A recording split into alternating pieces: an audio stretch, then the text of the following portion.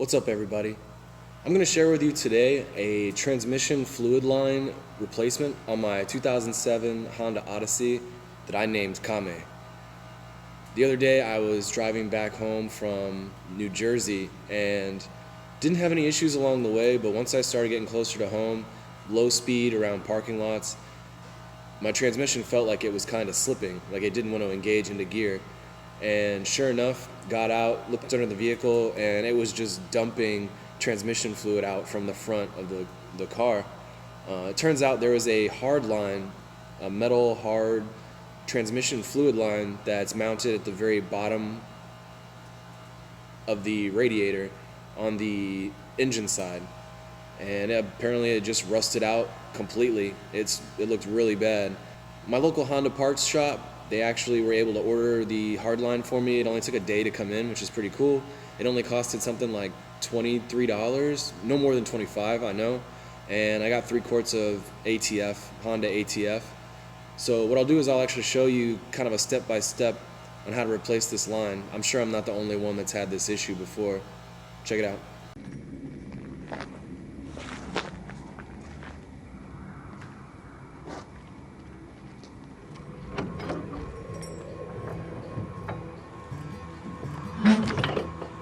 Send me to my grave. I'll tell you about this little lady in my life. Send me to my grave. Relationship. Since neither of us ever really agreed Yes, on yes, yes. But I love her though. And I think she I loves gotta me. speak me. But you know how relationships go. Now check it out now. So here is the hard line that I'm going to be replacing. It's 25210-RGLA00. As you can see from this exploded diagram, it's actually this line right here. Maybe if you're super skinny, super small, you could fit under the front bumper and access this hard line without jacking the van up. I'm not able to, so I'm actually just going to raise up the front of the vehicle from the center tow hook, and hopefully we can knock this out in a couple minutes. Honestly, it doesn't seem that hard.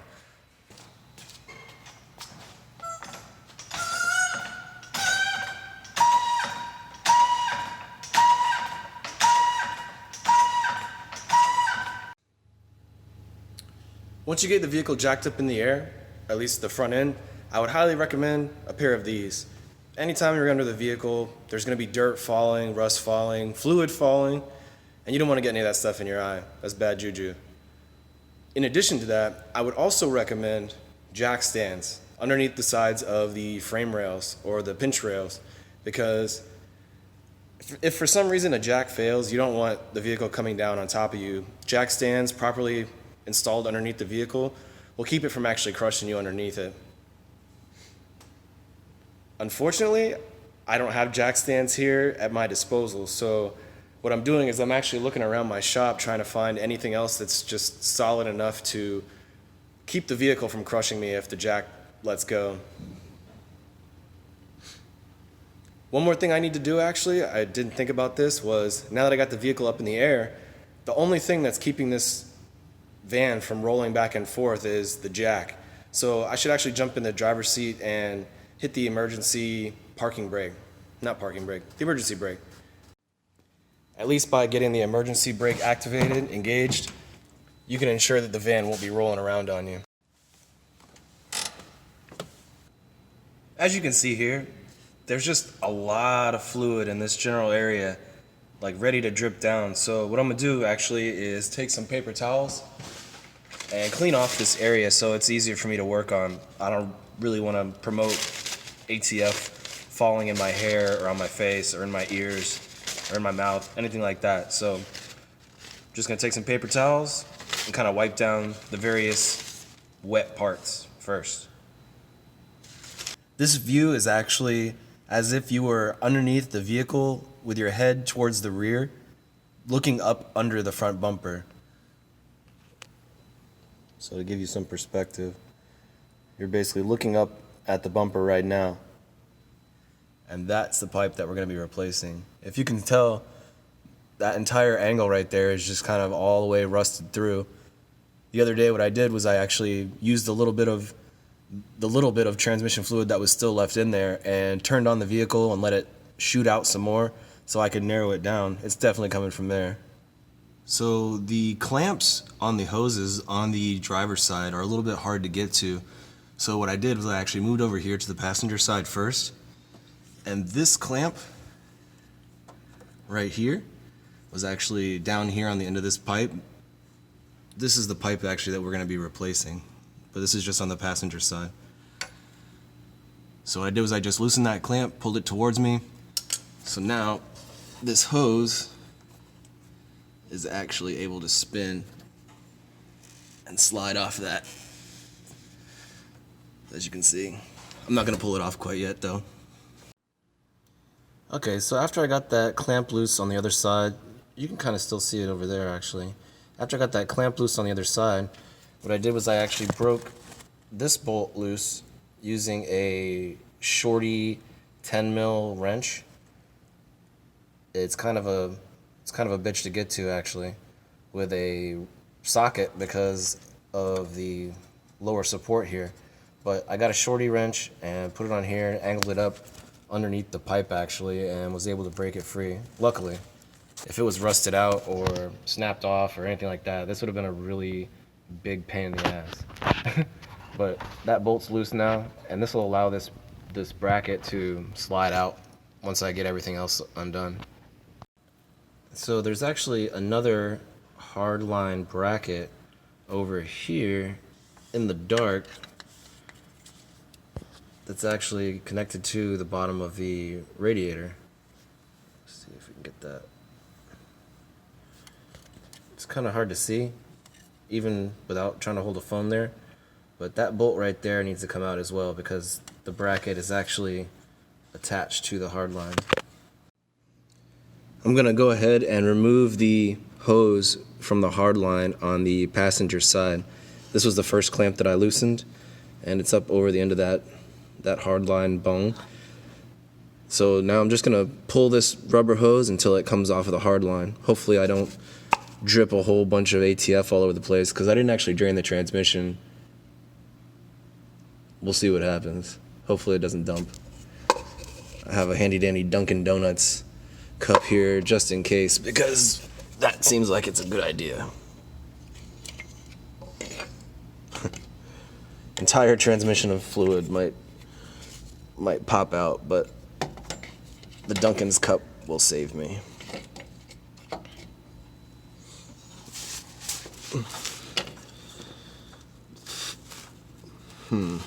Actually, that's kind of hard to pull off now that I loosened up both of those bracket bolts. Interesting.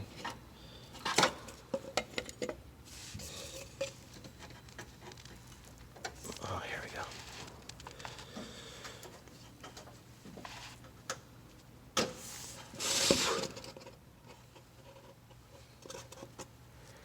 Yeah, got a little bit of fluid out. No biggie. So now that I got that other side disconnected, the passenger side disconnected, I'm going to move over to the driver's side, which I'm not looking forward to because these black plastic clips that are holding a couple of the hoses together are really annoying and really hard to get to unless you got baby hands. And I don't have baby hands. So we'll see what happens. I'm about to fight with these clips for a little bit. So that black plastic clip that you see on that hose up above is really annoying and really hard to get to. You basically have to like pinch the other side to get it to push through. I don't see any other way to get it to release from that hose. Over here, there's a black plastic clip that just slid off the hose. That was that was easy actually. But this one and one that's actually back there,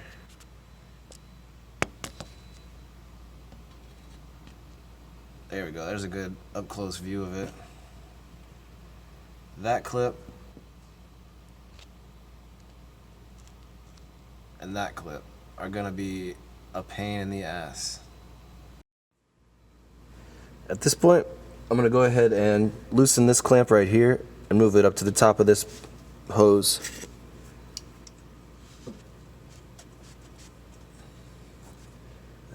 that should be far enough for that. Just gonna give this a little twist. Of course, it's not gonna work. So, make a note actually. This side, if you've already taken off that pipe on the passenger side, the center bolt to the lower radiator support, and then you try and loosen this hose by twisting or pulling, it's gonna be a little bit difficult. So I would recommend leaving this bracket bolt down here still in. Not, it doesn't have to be completely tight. You can get it loose actually, but just leave it in there so that the bracket doesn't move around when you're trying to twist the hose off of there. Basically, I put the bolt back in there just to get that hose off. And as you can see now, it's actually loose. So now I got both sides of the transmission hardline free. Now I just gotta fight with these stupid black brackets. And so here is the guy that was giving me all that problem, finally taken out of the van. And as you can see here, on this part of the bend, it's pretty disgusting. And it was actually, it's pretty disgusting. And it was actually just like shooting a stream of transmission fluid out while the vehicle was running. And it would seep and drip from this point anytime the vehicle was parked. So this is the bad boy right here. If you notice, these black clips were really difficult to get off, to take out of the bracket while it was still in the vehicle.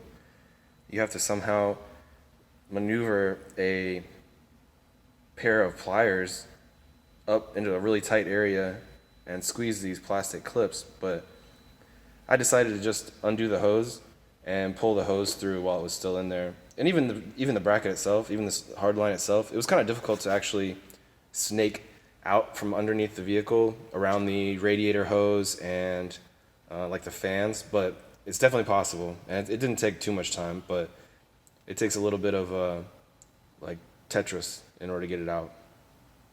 I'll show you kind of where the hoses were attached and what I was working with for that. These brackets I'm gonna take off while it's off the car and try and install on the pipe, on the hose that's in there. Maybe it'll make it easier for me to install back on the new, fresh hard line. When I reinstall the hard line, I'm actually going to put these little openings on the clips facing towards me.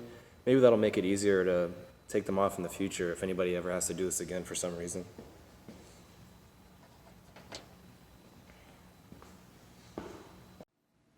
So unfortunately, something kind of messed up happened. My LED light that I was using has gone out. So now I'm resorting to giant, hot spotlights directed underneath my van to try and help me out. Hopefully this doesn't take much longer, but I don't know exactly how clear the picture will be for you guys. Sorry if I don't get very good footage. I'll try and talk it through. But for the most part, I know everything that I've done so far was getting the hard line out. There might be a couple little tricks here and there to getting the new one back in, but like I said, I'll be sure to actually talk about it after the fact if you can't see it all clearly. Let's see what happens. I just want to take a second to talk about Patreon. I post similar content between YouTube and my Patreon channels, but on Patreon, I give you a little bit extra. With Patreon, you can actually get behind the scenes footage, digital downloads, and a bunch of other stuff that's exclusive to Patreon subscribers. Now, Patreon also gives you the opportunity to contribute directly to my channel. Just like any public broadcasting network, whether that be radio or TV or anything like that, it takes money to actually make a channel worthwhile. Up until this point, I've been funding everything myself and I've been doing okay, but if you subscribe on Patreon for as little as $1, you can actually have a direct influence on the extent to which I can grow my channel. So please head over to my Patreon page, check it out, and if you feel like contributing, I would greatly appreciate it. So I'll show you here what I was talking about earlier about disconnecting the hoses. Basically there was a hose going here to the lower support, and that's this one. I disconnected that, And then this hose right here was the actual one that went to the hard line. This I disconnected just because there was a this one right here. This one I disconnected just because it was attached to those brackets, and you couldn't really maneuver the pipe out without getting this hose all bent out of shape. So I disconnected it to get some slack so I could pull it through those black clips. This hose up here, this is the one that actually connects across to the hard line. As you can see, I made quite a mess under here. But right now what I'm going to do is I'm going to take those black plastic clips, I'm going to reinstall them on this pipe before I put the hard line back in. So here's those black plastic clips. Like I said, I'm just going to take these and slide them down over the hose so that they're already on there when I install the hard line. And this time, I'm going to keep these openings facing towards me like this. Hopefully that'll help for any future maintenance. Let's see what happens here. Yeah, nice and lubricated with transmission fluid. I'm just going to try and get this on there as far as I can. That makes things easier. And I can kind of see where they were at actually before. I can see there's a mark right here. So that's where I'll put one. A little bit.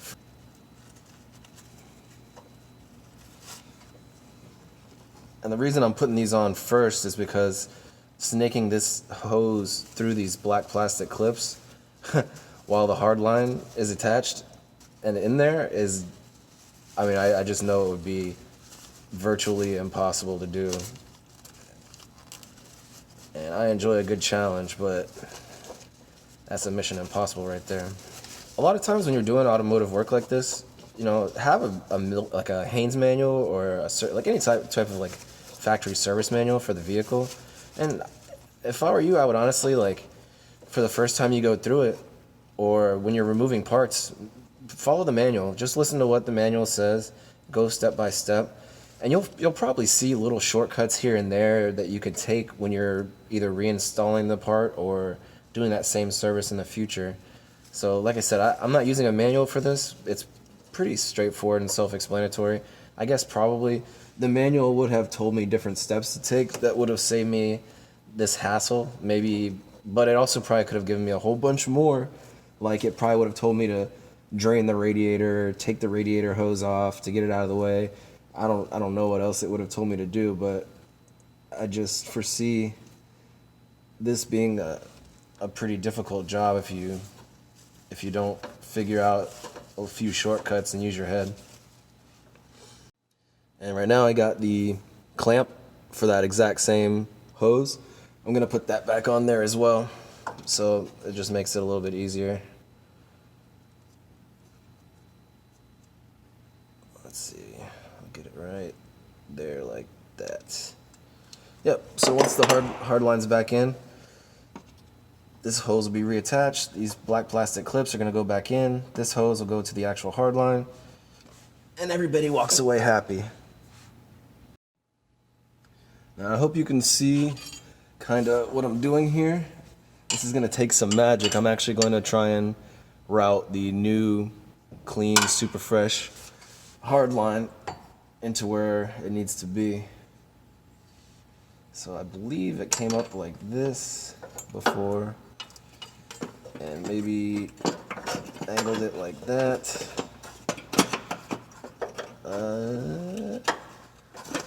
Not exactly sure. Hey, that was way easier. That was way easier than getting it out, actually. Okay, so at this point what I've done is I've connected the hose back to where they need to go. There and there. This is the one right now that you're seeing that's connected to the hard line that we just installed.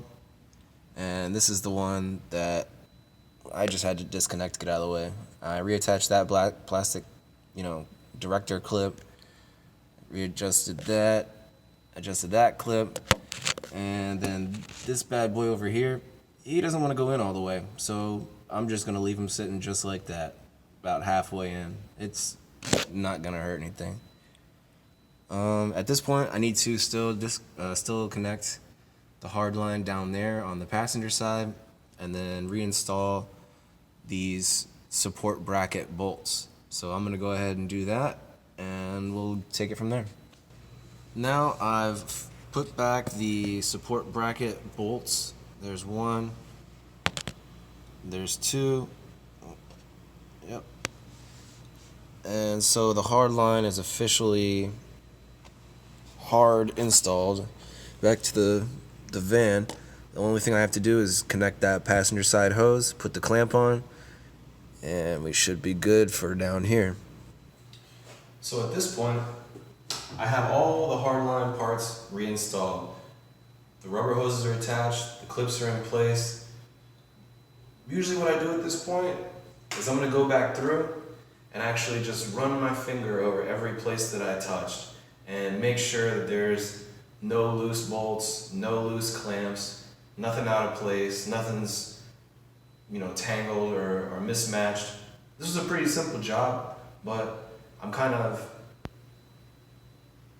anal retentive about things like this because I hate having to put effort into a job only to have to go back and fix it and do it again and do it again and do it again. If you just do it right the first time, cover all your bases, make sure everything's good to go before you get out, you won't have to come back and actually redo your work.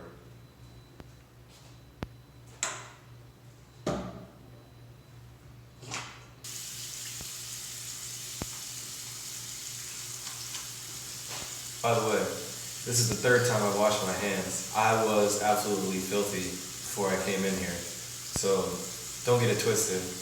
This is not a very clean job at all. I probably got ATF in my hair. I got smudges on my face. It's a dirty job, but it's pretty fun. I made a mess in this sink. In order to fill the transmission, I actually need to get down basically where the camera is, under the airbox, pretty far down in the engine bay, and I'm not sure if I have a funnel that'll actually reach it. Anyways, that's the next step, so I gotta figure something out. So from the front of the vehicle, the transmission dipstick is right here, and if you follow back past the air filter, there underneath that 17 mil bolt down below, that is your transmission fill hole. And I need to get access to that somehow with a funnel.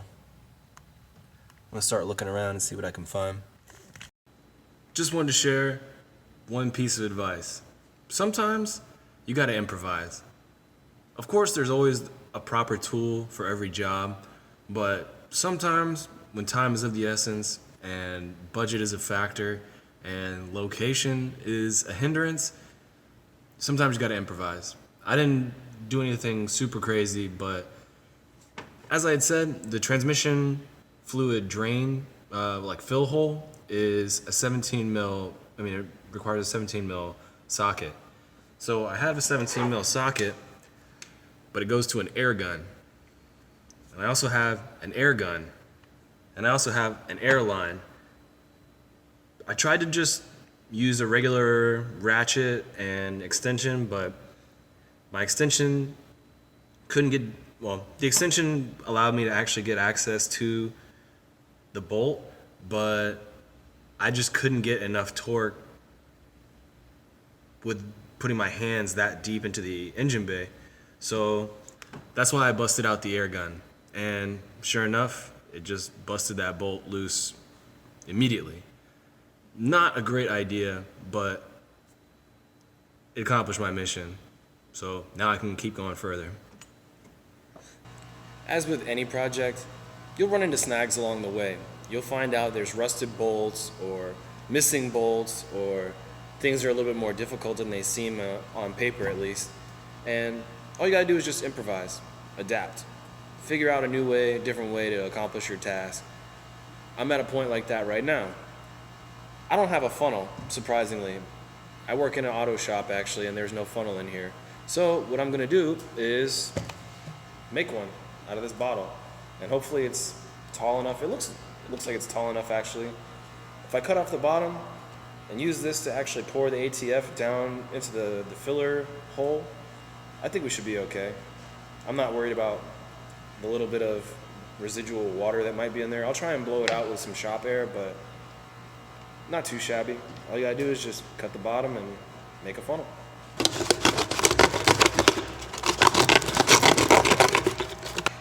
So that should be good. My DIY funnel idea didn't work exactly how I'd planned. It's actually not tall enough to reach from the filler hole all the way up for me to pour into.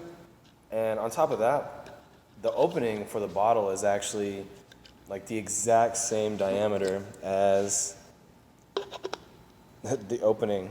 It's a little bit bigger actually. So what I had to do was improvise again. Again, my DIY Band-Aid and DIY funnel adapter out of another Dunkin' Donuts cup. Whatever works, man. I gotta get this van back on the road, so gotta do what I gotta do. Just so happens though, I cut it pretty good size where I can insert the bottle and stick this down into the car and fill it up. Let's give it a shot.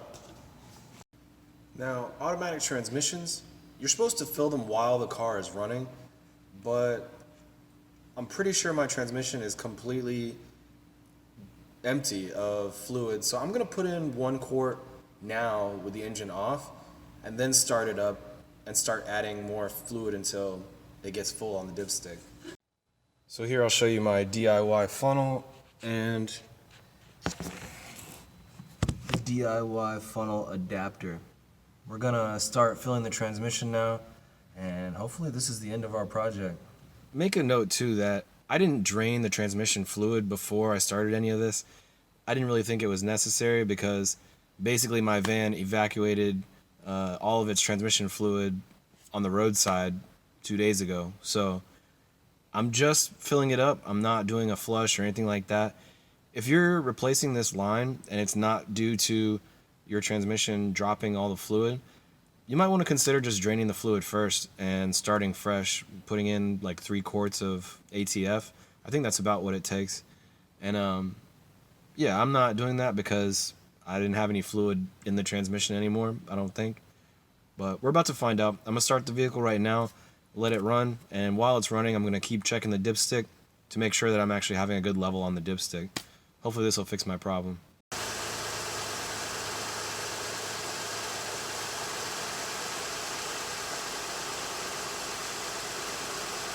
Alright, so not even on the dipstick yet, just as I thought. So I'm gonna go ahead and keep adding some ATF.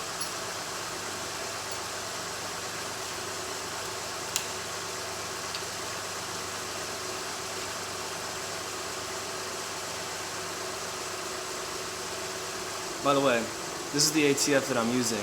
Honda official, genuine, automatic transmission fluid. Not that it's absolutely necessary, but I want to take care of my van, I want it to last.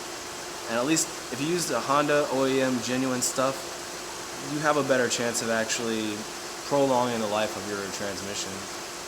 Another thing to note, there's not a bunch of fluid shooting out from underneath my van. So that is a really good sign. This is definitely an improvement from how it was 2 days ago. Let's put in another quart. So at this point, I'm just gonna let my van warm up to its normal operating temperature. I think that'll give me a better representation of how full the transmission is, especially since on the dipstick it specifically says hot and gives you a marker. So I'm gonna let it warm up and check it again in a little bit. As long as I have fluid on the dipstick, I'm gonna call it good. At this point, my van is definitely way better off right now than it was a couple days ago. So I'd say, all in all, this was a successful fix. Another way you can support the channel is going over to my Teespring storefront and picking up some Gymkhana Josh merchandise. Check it out, the link is in the description below.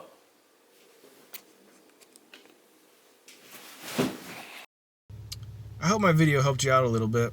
if you got a Honda Odyssey and you're having transmission issues, you're having leaky fluids, or you've determined that this is actually the same issue that you had with yours, or any other vehicle to be honest, I hope some of the tips and tricks that I gave you throughout my video can help you out in your endeavors to fix your ride.